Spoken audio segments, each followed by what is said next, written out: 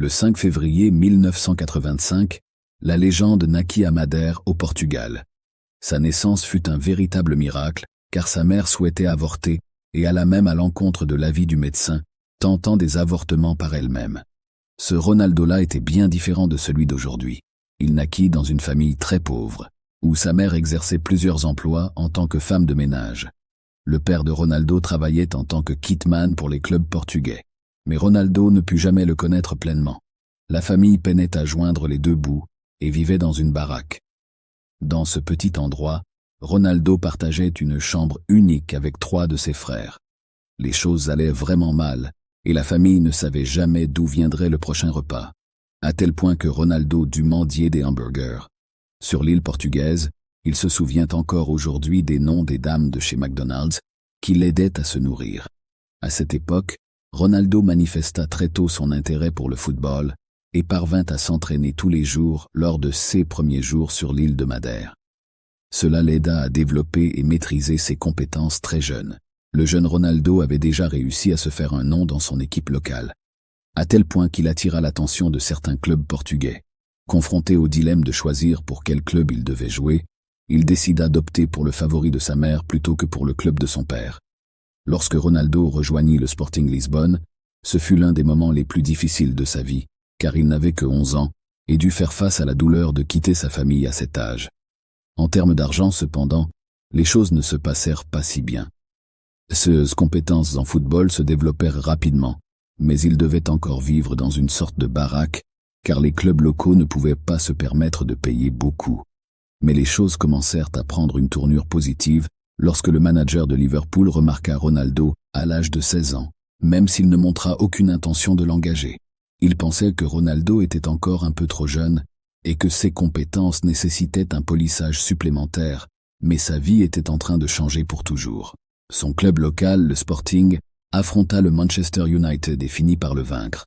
Cela marqua le début d'un nouveau voyage non seulement pour Ronaldo, mais aussi pour le United. Après avoir été détruits lors du match, les joueurs de Manchester United racontent avoir dû attendre dans le bus pendant des siècles pendant que Sir Alex parlait avec Ronaldo pour le recruter.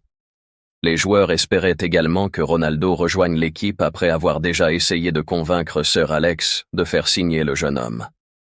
Il a fallu 6 jours après le match pour que le transfert de Ronaldo à Manchester United devienne officiel. Gardez à l'esprit qu'avant cela, Ronaldo ne gagnait pas beaucoup d'argent, étant donné qu'il jouait seulement pour un club local. Mais cela a été un changement de jeu. Manchester United a payé un transfert de 19 millions d'euros pour Ronaldo, qui est soudainement devenu l'adolescent le plus cher de l'histoire du football. Ronaldo a reçu le numéro 7 dans son nouveau club, ce qui l'a rendu plus motivé pour se faire un nom.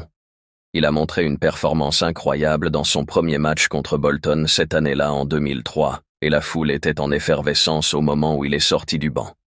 Il a également été nommé joueur de l'année après 39 apparitions. Malheureusement, son père est décédé en 2005 et n'a même pas pu voir les meilleurs jours de son fils. La star a continué à s'améliorer jusqu'en 2008, aidant Manchester United à remporter le titre également lors de la saison 2006-2007. En 2008, Ronaldo a remporté son premier ballon d'or tout en jouant encore pour Manchester, et bien sûr, la même année, United a remporté sa première Ligue des Champions depuis 1999, avec Ronaldo devenant le premier joueur portugais de Manchester United. Il faisait revivre au club ses jours de gloire, mais cela allait bientôt changer. Après la saison 2009-2010, il est devenu évident que Ronaldo déménagerait à Madrid. On dit que Sir Alex a même essayé de le persuader d'opter pour le Barcelone, car il n'était pas un grand fan de Madrid et que le Barça était le seul club capable de se permettre ce transfert. Malheureusement ou heureusement, cela n'a pas fonctionné et Ronaldo est resté inflexible. À son arrivée à Madrid, lorsque la nouvelle du transfert de Ronaldo à Madrid est devenue publique, les émotions ont submergé les fans de Manchester United. Il avait été leur homme principal pendant un moment. Le gars qui avait fait oublier à Manchester United Beckham pendant 1 seconde sous Alex avait même développé une sorte de relation père-fils avec lui maintenant. Mais après une relation de 6 ans avec United, Ronaldo a rejoint le Real Madrid, ouvrant un nouveau chapitre de son héritage. Le montant du transfert pour rejoindre le Real Madrid a également établi un autre record mondial, car il figure toujours parmi les 10 transferts les plus coûteux jamais effectués. La somme s'élevait à 80 millions d'euros et le contrat valait 11 millions d'euros par an jusqu'en 2015. La star a été accueillie par 80 000 supporters au Bernabéu lors de l'inauguration du Real Madrid. Ronaldo l'a qualifié de rêve devenu réalité, affirmant que jouer pour le Madrid avait toujours été son objectif et que rien ne lui aurait fait plus plaisir que de servir le Madrid. À partir de ce jour, on peut dire que les fans madrilènes étaient ravis de ce transfert.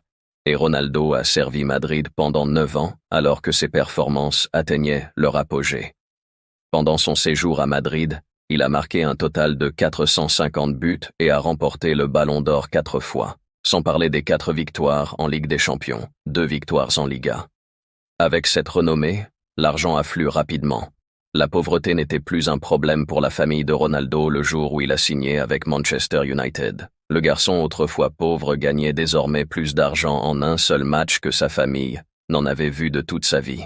En perspective, le garçon a gagné plus de 650 millions de dollars uniquement grâce à sa carrière dans le football. En fait, il devrait gagner encore 115 millions de dollars en jouant seulement au cours des 2 prochaines années. Si l'on additionne les gains et le salaire de Ronaldo en 2019, la somme atteindra plus de 60 millions de dollars. Mais comment fait-il pour gagner tout cet argent? Outre le football, la célébrité joue un rôle majeur. Être célèbre paie, et ça paye bien. Parlons des médias sociaux un instant. Ronaldo est beaucoup plus populaire sur les plateformes de médias sociaux comme Facebook et Instagram que ses rivaux comme Lionel Messi. Peut-être une raison est que Ronaldo est un utilisateur plus actif sur ces plateformes. Mais de toute façon, comment cela se traduit-il par plus d'argent? L'extraordinaire nombre de fans. Cela signifie que les sponsors veulent conclure des contrats avec lui. Pour une marque comme Nike, une seule publication faite par lui peut être évaluée à environ 1,8 million de dollars chacune. C'est absolument fou. En 2016, Ronaldo gagnait plus d'argent que ce que l'on pouvait imaginer. Nike a signé avec Ronaldo un contrat à vie d'une valeur d'1 milliard de dollars, une somme sans précédent dans le monde du football. Cet accord a le potentiel de se poursuivre même après la retraite de Ronaldo du football. Avant Ronaldo, la seule personne à avoir un accord similaire avec Nike était la légende Michael Jordan, qui continuait à recevoir des paiements même après sa retraite en 2003.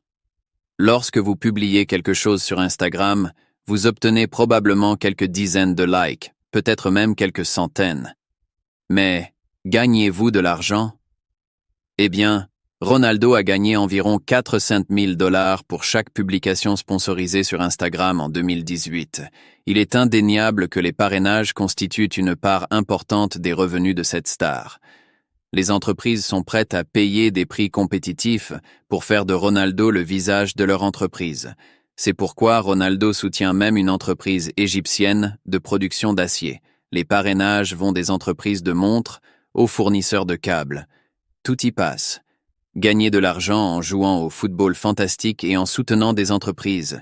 Non, Ronaldo investit également beaucoup d'argent dans ses propres entreprises, ce qui l'aide à gagner encore plus. Ronaldo possède sa propre ligne de sous-vêtements de luxe, de chaussures de sport et même des applications mobiles. Son empire commercial comprend également des restaurants et des hôtels, ainsi qu'une agence créative. Ronaldo diversifie ses investissements et ses activités de vente au détail rencontrent un succès exceptionnel. Les gens et les fans en général ne rechignent pas à payer des sommes considérables pour des produits essentiellement gérés par la star elle-même.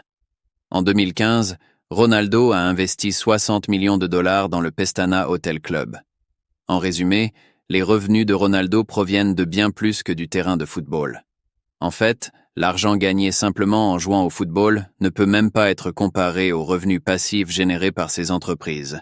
Ainsi, même en retraite, Ronaldo pourrait ne pas gagner sur le terrain ou obtenir de nombreux contrats de parrainage, mais il continuerait à gagner de manière continue avec ses entreprises déjà établies. Saviez-vous que Ronaldo possède également officiellement la marque CR7? En réalité, il a commencé en vendant simplement des sous-vêtements, mais ensuite il s'est rapidement étendu pour inclure plusieurs produits. Aujourd'hui, il propose une ligne complète de vêtements pour hommes et garçons. Les hôtels Pestana CR7 sont en copropriété entre Ronaldo et le groupe Pestana qui exploite actuellement 2 hôtels. On prévoit que 3 autres hôtels seront opérationnels l'année prochaine, ce qui augmentera considérablement les revenus générés par l'activité hôtelière. De plus, Ronaldo ne gagnera pas seulement de l'argent grâce aux clients de ses hôtels, mais aussi grâce à la vente de souvenirs liés au football exposés dans les locaux de l'hôtel. Forbes l'a signalé comme devenant le deuxième athlète le plus riche de 2019, avec environ 109 millions de dollars. Le montant n'a été dépassé que par Lionel Messi, qui a gagné environ 127 millions cette année-là. Une estimation approximative des revenus de cette année-là révèle que près de la moitié, soit 40%, de ces revenus ont été générés uniquement par le biais des parrainages. Alors que des marques comme Nike peuvent rapporter d'importants bénéfices, les accords avec d'autres entreprises plus petites génèrent également des revenus significatifs pour la star. Les accords de parrainage comprenaient des entreprises comme Taco, Heuer, Clear Air, Claire, Altis, DAZN, Herbalife et bien d'autres. Même YouTube était une autre source importante de revenus. La monétisation des vidéos les plus regardées rapporte autant d'argent que les vues et les abonnés de la chaîne. Bien que son compte ait été créé en 2011, YouTube n'était pas aussi géant qu'aujourd'hui. De 2017 à 2020, le canal officiel a réussi à augmenter son nombre total d'abonnés de 680 000 à un impressionnant 1 500 000. De même, les vues totales de ses vidéos sont passées de 60 millions à plus de 90 millions en seulement 3 ans. Sans parler du fait que chaque vue et chaque clic contribuent de manière significative à la quantité de revenus pouvant être générés. Ronaldo n'a jamais commenté ce qu'il ferait avec son argent, mais il a de nombreux passe-temps coûteux. Quand il prendra sa retraite, Ronaldo dit qu'il aimerait vivre comme un roi. J'espère que la vidéo vous a plu. Et si ce n'est pas encore fait, appuyez sur le bouton « J'aime ». Si vous avez des suggestions, commentez ci-dessous. Si vous êtes nouveau sur cette chaîne, n'oubliez pas de vous abonner et d'activer la cloche. À bientôt. Host.